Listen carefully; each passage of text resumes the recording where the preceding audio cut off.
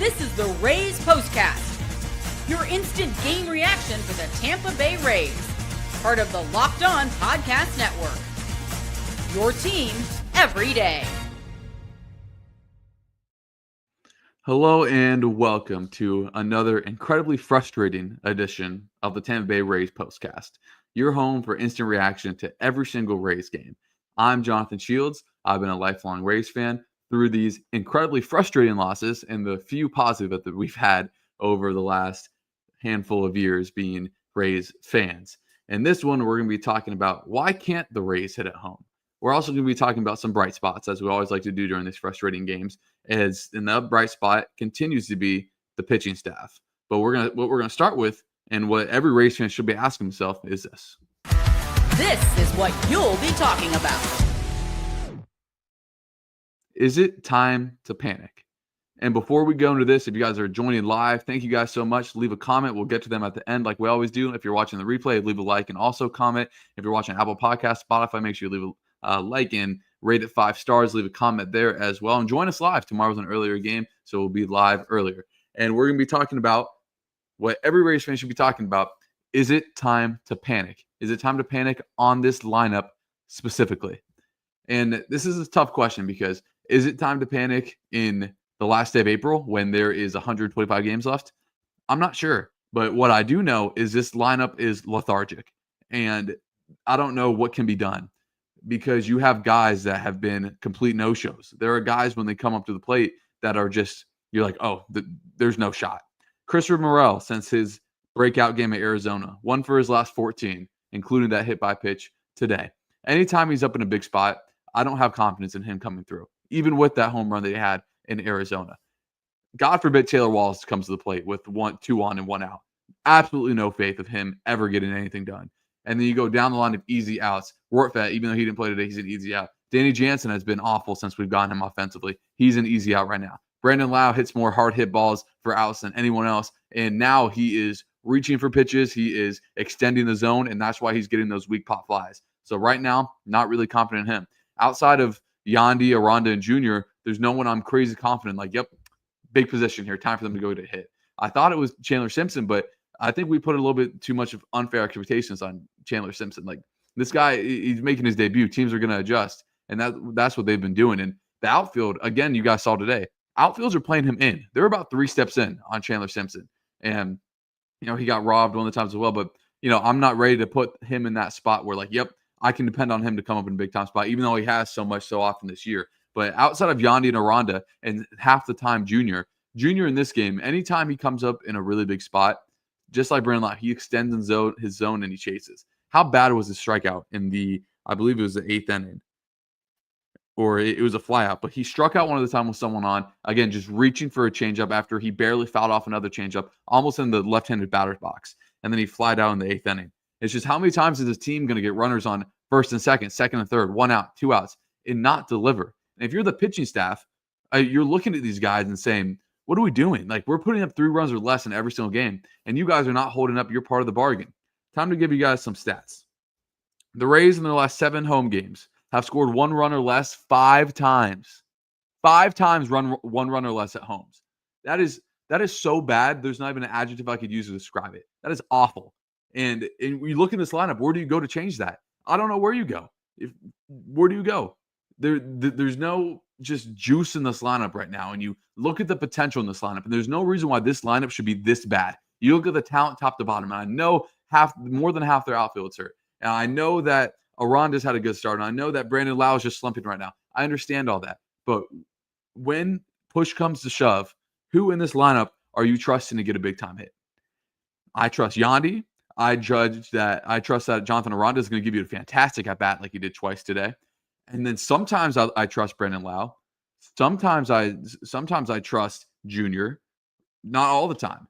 And too many easy outs in this lineup. And if I'm Kevin Cash, I don't know what I'm going to do either. It was nice to see Curtis Mead finally barrel up some balls today. But again, like right when a righty comes up, they immediately take him out. And I understand that Ron is one of the best hitters. I get that. But I would like to see him get back-to-back days playing. Play him tomorrow against Lugo, who's a righty. See what he does without having to sit between every 3 games. And I think the last 2 games, we've really seen the lack of the depth in the outfield. come back to bite them, because Josh Lowe was supposed to be one of their most productive hitters. Richie Palacios wasn't supposed to be one of the most productive hitters. He was supposed to lengthen that lineup even more. And they don't have those guys right now to do that. Instead, you're trusting a guy like Janikowski to come in a pinch hit spot and give you a good at-bat, which he's shown he can before, but I trust those three guys I said, including Mangum, over him to give you that. To give you that. So as you guys can tell, I'm frustrated. And I feel for Kevin Cash. I feel for this pitching staff. What more can you do? And I'm not really sure. Let's look at the Rays box score, the box score or runs scored the last few games. They scored 7 back-to-back times against Arizona and 8 against New York. So that is 3 times since they scored 16-1 against Boston. They've scored 4 runs, 0 runs, 3 runs, 0 runs, then the 10 against New York, 0 runs, 1 run, then the back-to-back 7 against Arizona, 1 run, 4 runs, 4 runs, 1 run, and 0 runs. Awful. Not going to get it done for a team that should have expectations to not only make the playoffs, but go deep in the playoffs with this pitching and this rotation and this bullpen. And this lineup, what should be better. And again, I understand the injuries. I understand Josh Lowe is supposed to be a big part of this. But with the people they have in that lineup today, they should be better. They should be better. And again, pitchers, man, pitching is no run support. I mean, we talked about it 2 games ago. Zach Littell finally pitched with the lead for the first time this season. And then you have Rasmussen today. You had Bradley yesterday getting no run support. And it's just nothing that the Rays offense looks like they can do right now. They have an afternoon game tomorrow to try to change that. We're going to get to why the Rays can't win at home, and the pitching being a strong point and a positive to take away from this right after this. This episode is brought to you by Monarch Money. Ever check your bank account and wonder, where did all my money go? Between dining out, online shopping, and entertainment, it's easy to lose track. That's when Monarch Money comes in. Your personal CFO, giving you full visibility and control over your finances. Monarch Money isn't just a budgeting app. It's a complete financial command center. You can track all your accounts, investments, and spending in one place. So you stop just managing your money, you start building wealth. Managing money with your partner is smoother than ever. You can track shared and personal accounts, set goals, and stay on the same page without stress. Take control of your finances with Monarch Money and use code LOCKEDONMLB at monarchmoney.com for 50% off your first year. That's monarchmoney.com, code LOCKEDONMLB for half off your first year. This episode is also brought to you by Wonderful Pistachios. Looking for a snack that's both delicious and nutritious? Crack into a good source of protein with Wonderful Pistachios. Wonderful Pistachios is one of the highest protein nuts. Each 1 ounce serving has 6 grams of protein, giving you over 10% of your daily value. Plus, they're packed with fiber and better for you unsaturated fats to keep you feeling full longer. Personally, I love the no-shell variety. It's a perfect grab-and-go snack before the gym and on busy days, or on a road trip, or just when I need quick protein. They're always my go-to. If you love cracking open every shell for that satisfying crunch, the in-shell options are a classic favorite. Get snacking and cracking with the snack that packs a protein punch. Visit wonderfulpistachios.com to learn more.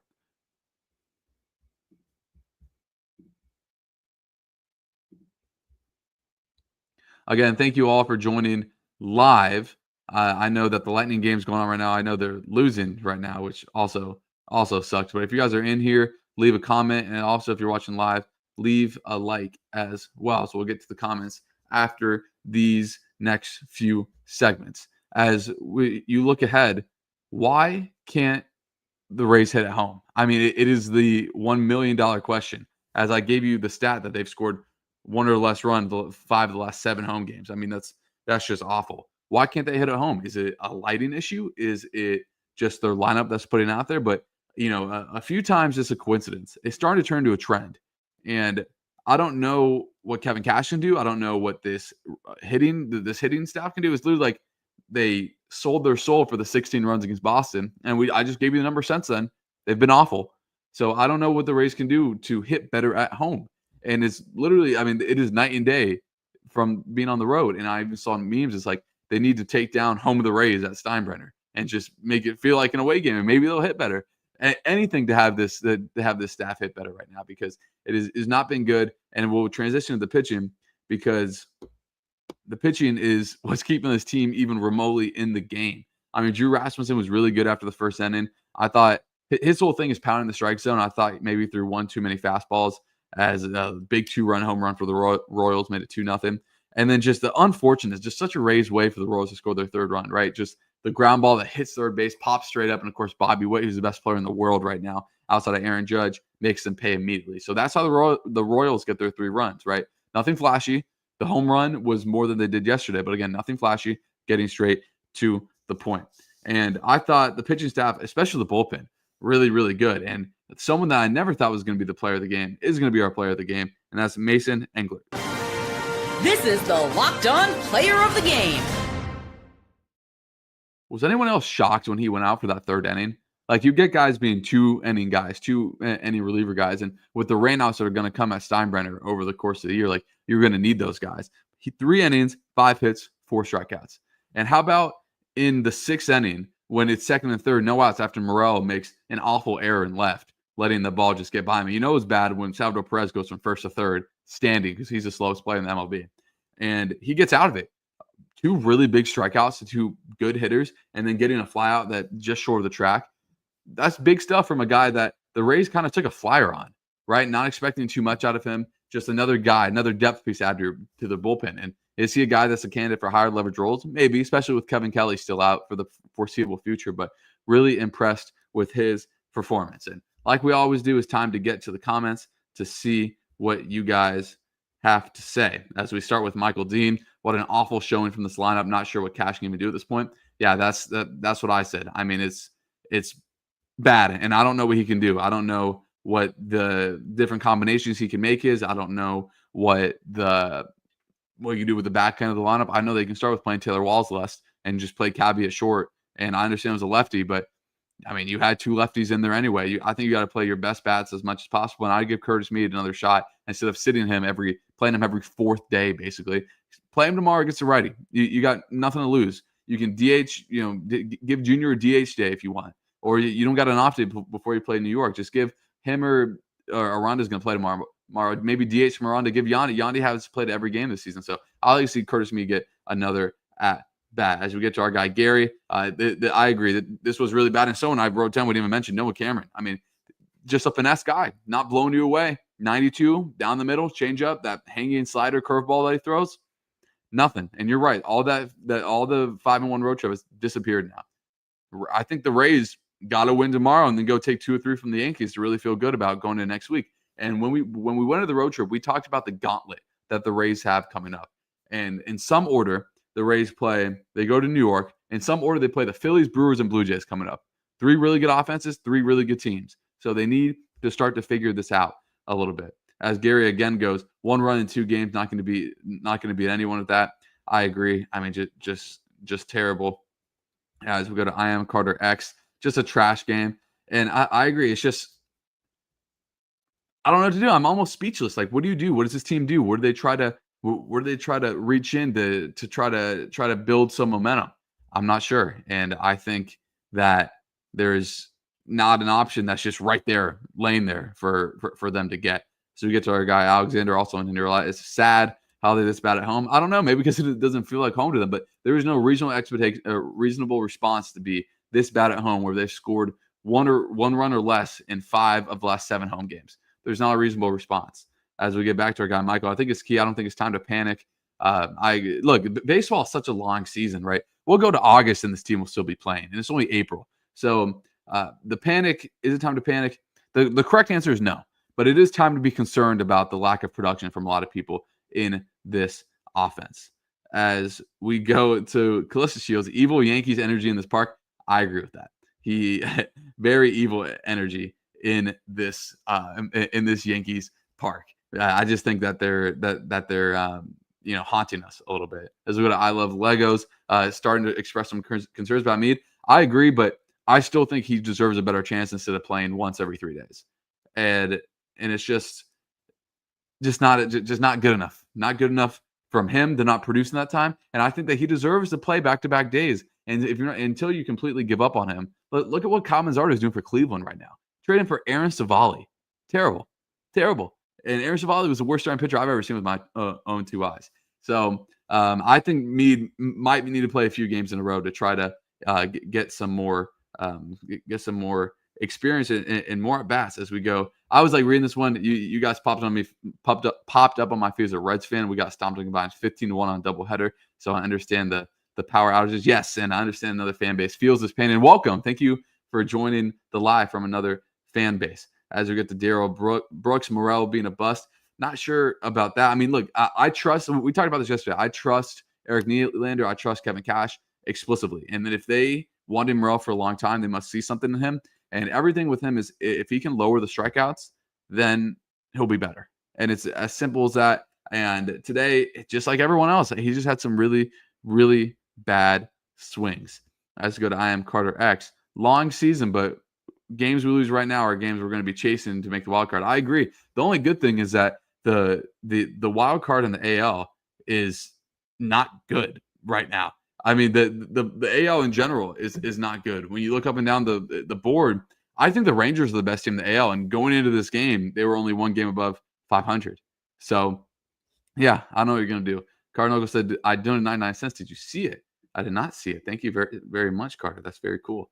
As we go to Alexander, could the hitting staff have some blame with their approach? Yes, they 100% should. Look, I don't know how much a hitting coach can do.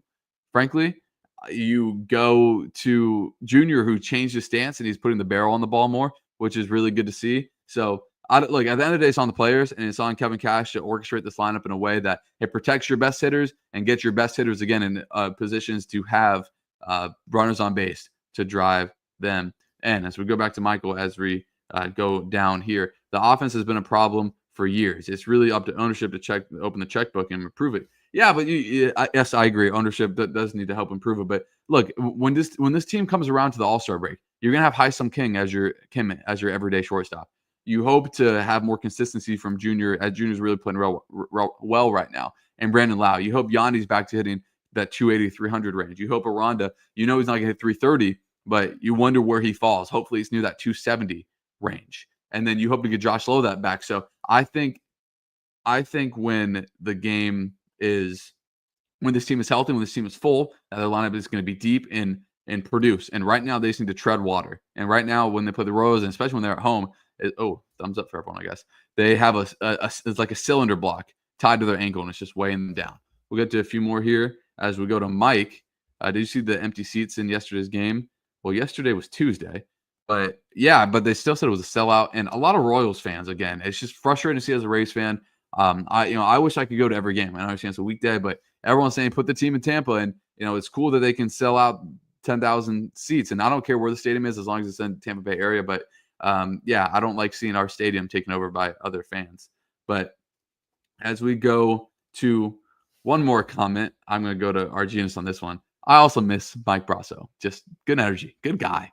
He's just really fun to watch play. I appreciate everyone coming in here, everyone joining. A lot of live comments in this one. Really appreciate you guys. And I always say it, best part about baseball is we get to flush this one, and we got an afternoon game tomorrow. So if you guys join the live every time, I know a lot of you guys do. We'll be live probably around 4 Eastern tomorrow because of the matinee getaway game, which starts at 1:10. Let's preview that game really quick before we get out of here. Shane Baz versus Seth Lugo. The Rays best starting pitcher this season has been Shane Baz. He's been one of the best starters in the MLB. And Seth Lugo was really good last year. But again, not a guy that's going to blow you away with any of his stuff. Shane Baz will. So I think the Rays have a starting pitching advantage. And I still think the Rays have the lineup advantage in this series. So let's hope that the Rays can go salvage the finale. Again, if you guys made it all the way this far, leave a like, comment, and subscribe. And I'll see you guys tomorrow. Peace out.